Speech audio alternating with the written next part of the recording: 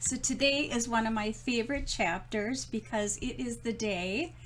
It is chapter 6 called Welcoming Gidget, and as you can tell by the title, I was so excited to meet little Gidget. Cheryl, the gal from the rescue organization, would be flying her to me here in Wisconsin. And so the portion I'm going to read is after I meet Gidget at the airport, which was an amazing, wonderful, beautiful moment, as you can imagine, and if you've had the experience of adopting a dog.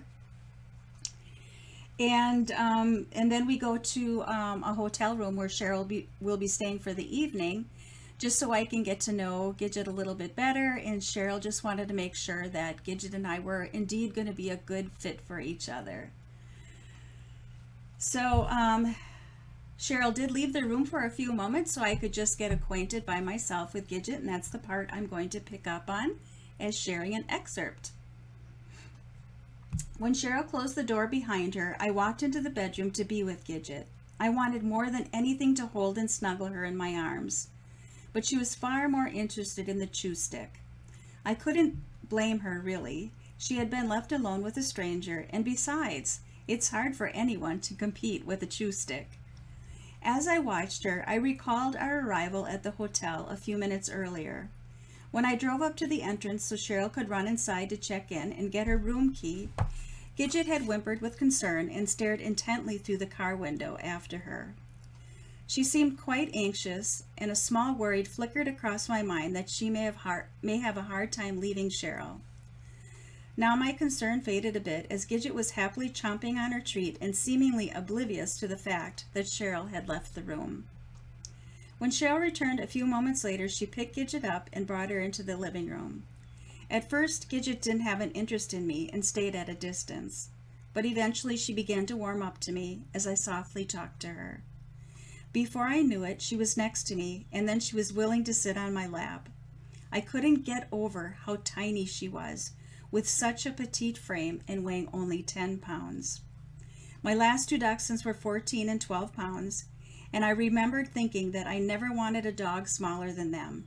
Now though, as I held Gidget in my arms, I was enjoying the fact she was lighter in weight and smaller in stature.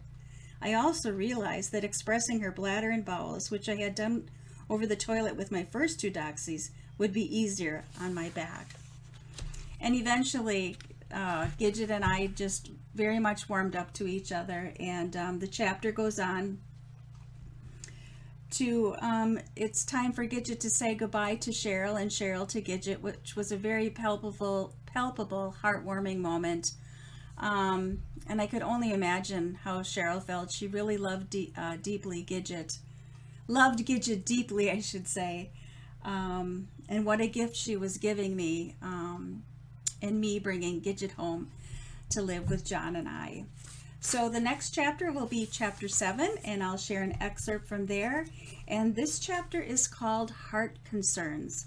As you might recall, the chapter before this, I talked about, many different obstacles I had to face in adopting Gidget, and the obstacles would continue, but as the book continues, there are many teachings, many synchronicities, many metaphors to help lead me to a childhood wound that I was being called to acknowledge and to heal, that I had carried with me for well over 2 decades of my life. So I will be back again tomorrow, like I said, with an excerpt from chapter 7. Thanks again for listening. I'll see you tomorrow.